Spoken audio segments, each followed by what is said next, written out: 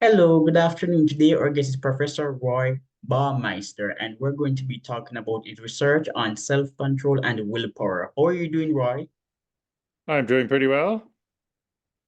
I am doing great. So you are a legendary professor, and I'm going to be posing a number of questions. Roy, what is willpower? And can we increase our reservoir of willpower? All right, these are excellent questions. Willpower, the term refers to some energy that's used in exerting self-control, also in making decisions and planning and a few other things. Um, it's more a term from ordinary language, and so scientists we hesitated to adopt it, even though our lab studies early on found that it looked like people were using up some energy when they exerted self-control, as shown by that they got worse at it as time went by, suggesting that they were depleting their stock of it. But eventually we concluded that, that what we were finding really did correspond to the ordinary term. So, although I had avoided using the term willpower for the first 10 or 15 years of the research, we use it now. So again, it's the stock of energy that the body has that it uses for certain advanced brain operations, like self-control. Turning to your second question of whether it can be increased, um, well, people can certainly get better at self-control, and many researchers have found this. There are even meta-analyses that combine the results of many different studies by different investigators in different places and saying, yes, yes, you can get better at self-control. Whether this actually increases the stock of willpower or you just learn to use it better, that's a much harder thing to say. It could be that willpower, or at least some lines of evidence suggest it's tied into the body's basic energy supply. Glucose is a chemical in the bloodstream that carries energy from your stomach to your muscles and your brain and any place else that might need it. And we find there's some link between willpower and glucose. When people's blood glucose is low, they don't make decisions as well. Their self-control isn't as good, and so forth. And also when they've depleted their willpower by making, say, a difficult act of self-control, if they consume some food with sugar, something with nutrients, then the effects are greatly reduced. So they almost seem like it restores their willpower. So in that sense, it is tied to this chemical. It's hard to argue that you can get more energy into your body. So, people have the same amount of blood and the same amount of glucose. Uh, our studies comparing people who are good versus not so good at self-control, uh, have found that the people with good self-control, they don't necessarily have more willpower, as in possibly more of this chemical or more of other resources. Rather, they just use it more effectively. I remember my Dutch colleagues were doing a meta-analysis combining the results of all the studies that have been done with this scale that we use to measure self-control and sorts people into high versus low self-control. And so, yeah, they found a variety of differences that people with good self-control are better at this and that and so forth. Um, and we also coded then what kinds of behaviors were they. And there was a surprise there. We sorted them into controlled behaviors and more automatic behaviors. And the prediction was, since self-control is about control, it should work on the controllable behaviors and not on the others. But the results came out in the opposite direction, which was a big confusing thing to us. And they asked me what I thought, and I said, well, when something like this happens, I'll try to go back and look really closely at the data and what is it that we're not understanding or what did they see. So I went back and read all the papers again, and it seemed what was really working well was what set, in other words, people with good versus bad self-control apart, was habits. The people with good self-control basically use their self-control to break bad habits and to form good habits. Now, with a habit, you don't use much energy, so it's sort of an automatic pilot kind of thing. Forming a habit or breaking a habit, as we know, takes a lot of willpower. But just doing something out of habit takes very little willpower at all. This is one of the ways that the body tries to preserve its energy. And so, what people with good self-control do is, as I said, they form good habits, and then their life runs along pretty smoothly uh, by uh, by automatic pilot, as it were, by following routines and so on. As one example, I mean, many people associate willpower with dieting and losing weight. And yeah, we did find that people with good self-control were a little better at that. It wasn't that big an effect, though. The biggest effect was on work and school achievement. And people with good self-control really did better at those. Now, you might wonder, what do you need self-control for those? And some people might think, oh, well, if you have to have a 20-page paper done by tomorrow and you haven't started, you've got to use your willpower to study all night and write and get the thing done by the deadline. Okay, well, that's one possibility, but that's actually not what the people with good self-control do. They get started early, so it never gets to I've got 20 pages to do tomorrow and nothing so far.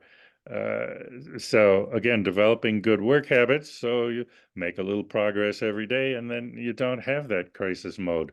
And when we looked out in the world at people with high versus low self-control, the people with low self-control are sort of lurching from one problem to another, often problems they created. They have more conflicts with their, well, yeah, with anyone, even with strangers, but like with their relationship partners. And so they say the wrong thing and they have a big fight. And then somebody has to be sleeping on the couch or whatever, and you don't sleep properly, and then you're messed up the next day.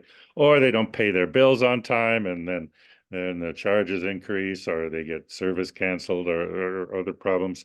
So again, life is much easier for people with good self-control. We think of this as something, oh, it must take a lot of exertion and all that to operate that way. But no, it takes a little exertion to get set up that way. But again, you form the habits and stay like that, and then life is much easier. I recently was in a position where I had to give some advice to young professors on how to have successful careers. And one thing I said is just get in the habit of turning everything in a month before it's due, as it takes away all that deadline stress and pressure, which drives people crazy and makes them miserable. And it does take an exertion to, get used to doing it a month early, to sort of build up so that everything on your to-do list you get done a month early. So the initial exertion is real, but then I mean, in principle, it's the same amount of work whether you do it the last day before it's due or a month before it's due.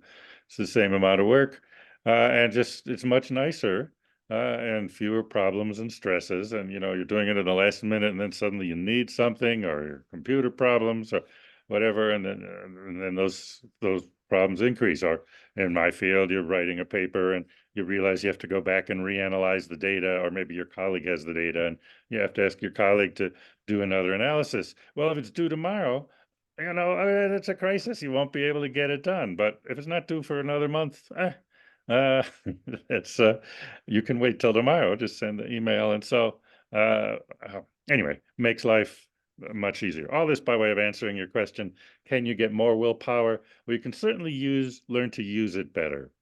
And one other thing we found is that people have more willpower than they think they do. Someone was telling me this is one of the mottos of the Navy SEALs or something like that. That when you think you're done, you're only 40% done. That seems quite extreme. Of course, they set very high standards for achievement in the Navy SEALs. But even in our ordinary studies, the brain starts signaling to you that you're tired and you need to take a rest long before you're really running out of energy. So that's another thing you can learn, that you go on longer and farther, and you don't have to quit at the first twinge of being tired. Self-control predicts life outcomes. This has been demonstrated by several studies, and you mentioned this earlier in your speech. People who exhibit self-control are more successful in life. Do these people also exhibit higher levels of well-being? Yes, we had a big paper on that. There are several different measures of Well, well-being you can break down into health and happiness.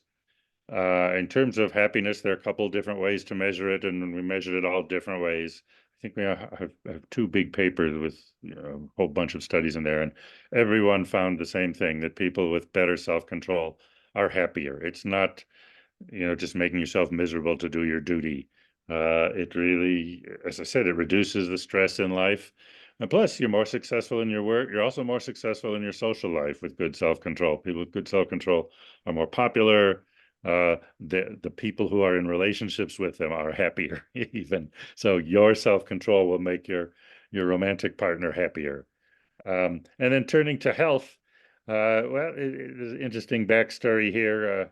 One of the ultimate measures of health, of course, is how long you live. And researchers were looking for a long time to find, are there psychological traits? Of course, physical traits dictate how long you're going to live, but are there psychological traits that really predict living long? And they messed around and tried intelligence and extroversion and a variety of other things. And when they discovered self-control, also known as conscientiousness in the Big Five. That just had a bigger effect that blew everything away. So it's one of the most important things. So yes, people with good self-control live longer, which again, a pretty pure sign of good health.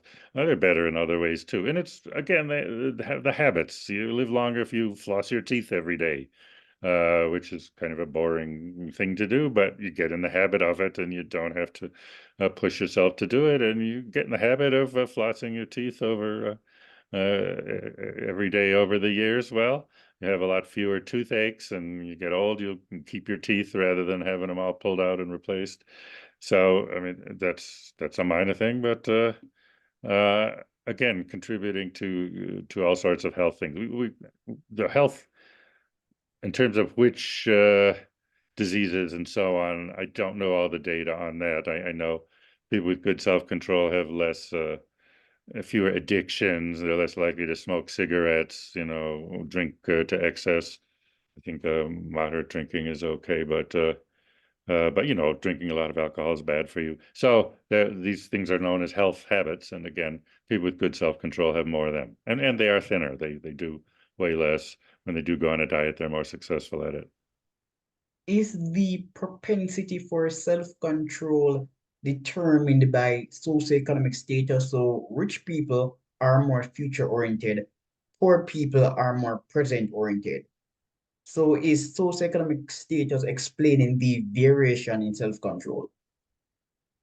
Yes, I don't know how much it explains. It certainly contributes. It's one among multiple factors. It's something. I'm in social psychology and personality, and we don't usually pay as much attention to socioeconomic class or social class as say our colleagues in sociology do.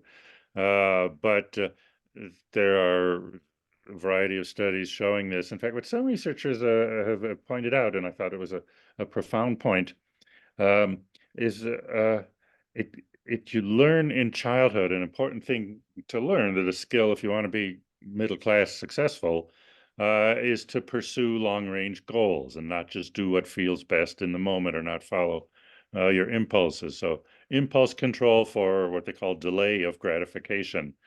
It's made famous by the marshmallow test that Walter Mischel did, where he'll put two cookies or marshmallows or whatever the kid's favorite, or he'll put one down rather in front of the kid and say, "I'm going to leave the room. If you can refrain from eating it till I come back, I'll give you another one, and you'll have two."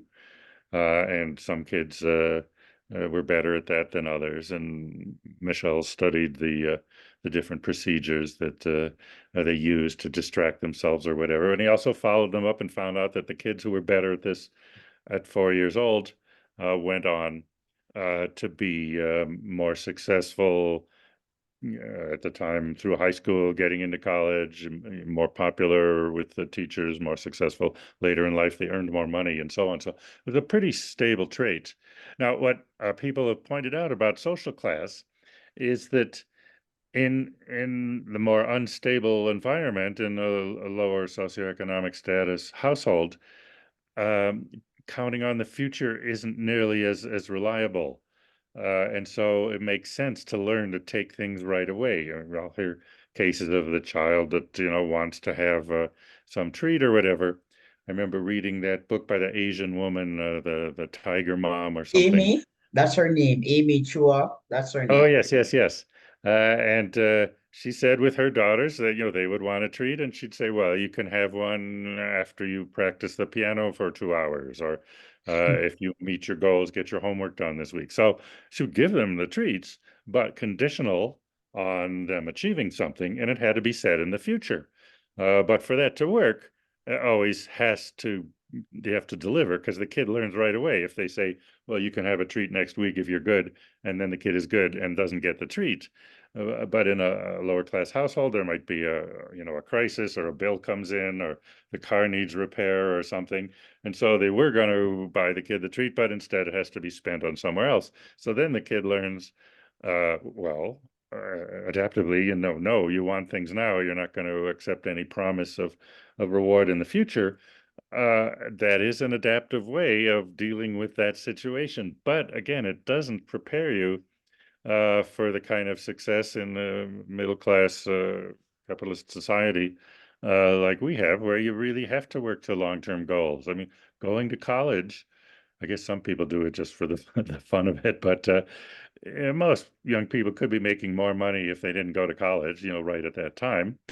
Just drop out, get a job, and start making money, get a car and a nice apartment and all those things instead of living in a dormitory. But the college degree, after a few years, it does increase your lifetime earnings. And of course, it depends more on what you study and things like that. But college graduates over the long run earn a lot more money than the other. So it's better in the long run, not as good in the short run. Learning to make that kind of trade-off is a crucial step, and I think it's harder for people in lower class households to instill that lesson in their children. There's also the single parent issue. I remember reading, there's a book, A General Theory of Crime. So it's when I was just getting started in this research. And there was two criminologists with not really a psychology background, but they concluded that low self-control was the single key to understanding the criminal lifestyle and the criminal mind. And one thing they pointed out was that the children of single parents have a much higher rate of that. And, most single parents are doing their best to take care and raise the kids, but they have to concentrate on getting the kids fed and getting them dressed and off to school the next day and stuff like that. So it really might be the job of the second parent to set and enforce the rules and, create an environment for which the child can internalize the importance of setting and following rules and doing Exactly. those You things. you you mentioned the crime. So when you mentioned crime, I was thinking about Hershey, H Yes, I Gottfriedson and Hershey, yes, those were the authors of the book. Yeah. HIRSCHI, but I wanted to check. So that's what I did. I went to Google the book and I'm correct here. So Hershey and his co-author wrote that book, Crime and Self-Control. Impulsive people are more likely to be criminals. Impulsive people. Yes. Yeah, they thought it was they proposed that that was the conceptual key to understanding the criminal mind and so on. It However, stimulated a lot of research. quick What? point. Quick point, Professor. Yeah. Their findings have been replicated. So I've seen recent studies arguing that impulsive people are likely to be criminals. 21st century studies. Yes, more likely than other people. I mean, there are a lot of impulsive people who are not criminals, but it certainly increases the likelihood.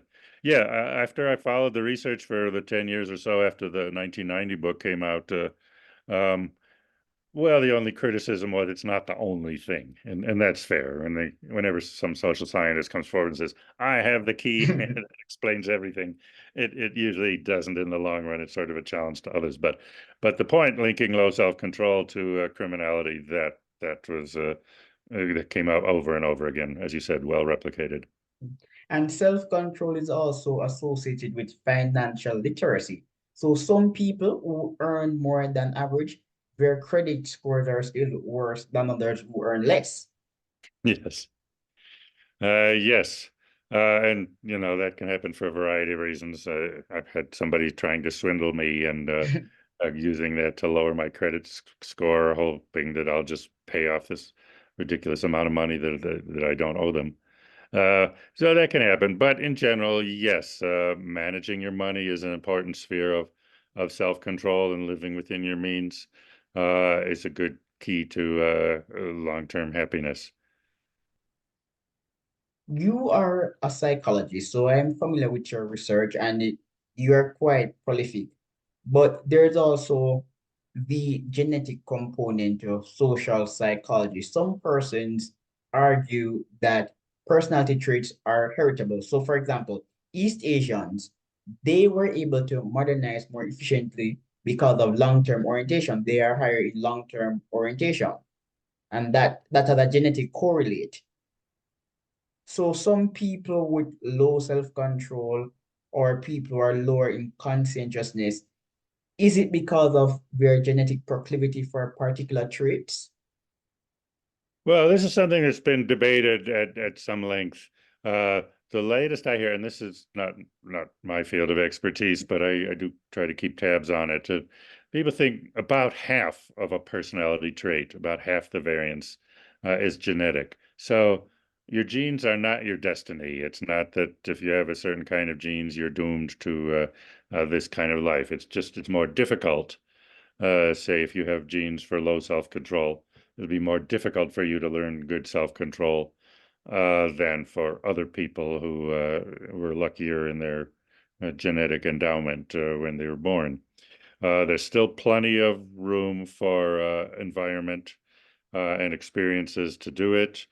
Um, and indeed, I've always been strict. I don't know systematic data on this, but people from blue collar backgrounds, coming from a lower class background, and they'll have the genetic disadvantage or whatever. If they go into the military, which teaches you discipline very strictly, they often have lifelong benefits from this. And even after they leave the military, those couple years, um, however long it was, uh, teach you habits of discipline that you can then carry forward and apply to your life elsewhere. So, uh, yeah, it's not a fair start that everybody starts off equal. Some people have better genes for a variety of things. Some smarter, better looking, happier disposition, all kinds of things. But your genes are not your destiny. You can improve it, and you can become something quite different. It can go in other ways too. People born with good genes um, can go bad and really mess up their lives. You see examples of children of very successful people who are rich and accomplished and all that, and they give their children everything, and the children basically get spoiled and don't learn to work for things themselves, and may fall into bad habits of Exactly. alcohol or drugs or whatever the things, and mess up. Yeah. I'm a pragmatist. Why? Children, spatial skills are important. Spatial skills predict innovation. Working class people with trade skills can out-earn professionals. I have been following the research on genetics for some time now, a couple of years, and I think that we ought to recalibrate educational policy to increase outcomes. So for example, if John Brown is a poor student, why not invest in a technical program for John Brown? John Brown might be adept with his hands. John Brown could become a plumber, make money, and live a happy life. Why force John Brown to waste time in school? That doesn't make sense. People like to point out that Singapore is successful, but Singapore education system it is a specialized system. So the Yeah. elite students attend a particular set of schools, and the less elite students, they go to the ITEs, the Institutes of Technical Education, and they do quite well because there is a demand for technical skills in Singapore. And Singaporeans value human capital, the execution of skill. So I think we're wasting money by investing in large scale classical education programs. Well, I'm sympathetic. I agree. I know Germany is another Exactly, country Germany. where they sort the kids fairly early, and No need to try to teach calculus to someone who would have a much better life as you say, as a plumber. Indeed, my own high school back in the 1960s, I'm giving away my age, was organized like that with tiers, and the students could move up and down, but there were the honors classes for there were 1,000 people in a class, 3,000 in the high school. So the top 50 or 60 in each class could go into the top classes, and there were shop classes for learning industrial practices and auto repair and all those things. I never took those courses, of course, but plenty of the boys did, and got quite a bit out of them. And the reformers object that, well, somebody might get put in the wrong track or whatever, and wouldn't that be a tragedy and so on. But I think the human cost is of not tracking people that way is considerably more. A lot of places got rid of the advanced or honors classes because they thought, well, it's not fair to the other students. They would Life benefit. doesn't have to be fair. Yeah, well, growing up, we heard life is not fair. That was a thing we Yeah. heard all the time that I don't think parents say that nearly as much anymore. Um, but it was also better for the teachers. I mean, it's just easier to teach the smart kids if they're all together, so you can go faster. You can challenge them.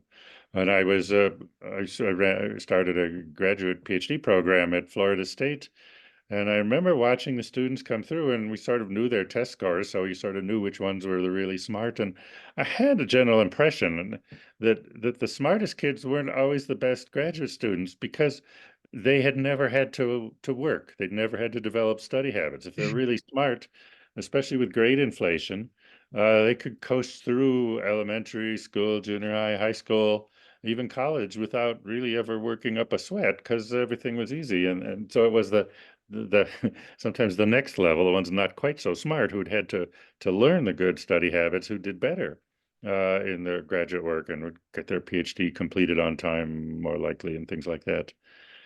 So yeah. Anyway, I'm with you on reforming educational policy, uh, especially to realize that the fate of the nation depends On human capital. on human capital, which means pushing the best people hard. I mean, when my daughter was born, I thought, oh, she's probably going to be at least pretty bright, and if so, I'll just let her enjoy life and have a nice time through. But if she was really genius level, I felt that's an obligation, and I would then want to push her hard and make sure that she would fulfill her potential. And we need to do some of that as a society. It's putting all the effort into the least talented students. Maybe you'll It's make a little bit better. unproductive. So, for example, I am from Jamaica, and because Jamaica economic history is quite appalling, I became Yes. fascinated with the research of David Landes. So during my teenage years, I read David Landes, Deidre McCloskey. I was a big fan of The Great Divergence. And reading these articles, I discovered that wealthy Sorry, countries, I can't figure out how to shut my new phone off. I put it not on. an issue. It happens to me too. Okay. Yeah. Yeah. Uh, So I discovered that wealthy countries have human capital.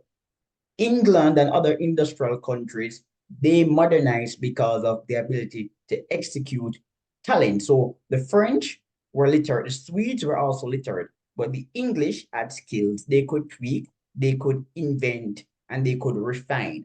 And that led to economic growth. So human capital is an actual talent. So you become an engineer, then you file a useful patent, or start a successful business. That's human capital. Human capital is not mere education. It's not mere theoretical knowledge. It must be applied. And in England, there was a stronger collaboration between scientists and the tweakers and the entrepreneurs. So there's a recent paper by two distinguished economists examining the relationship between mathematicians, scientists, and entrepreneurs.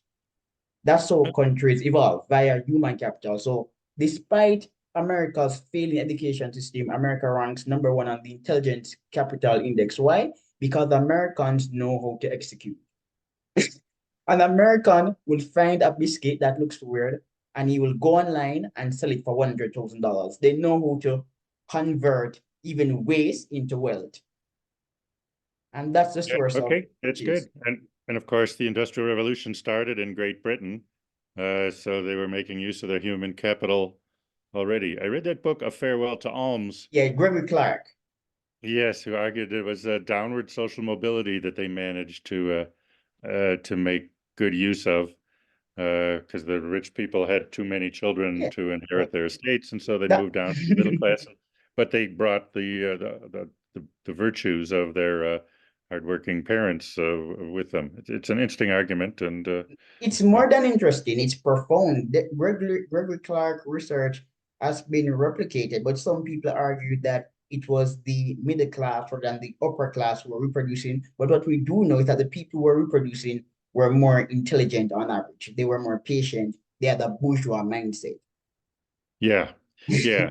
I'm sympathetic to that because the aristocrats may not really have had all those good traits. The aristocrats didn't get there by merit.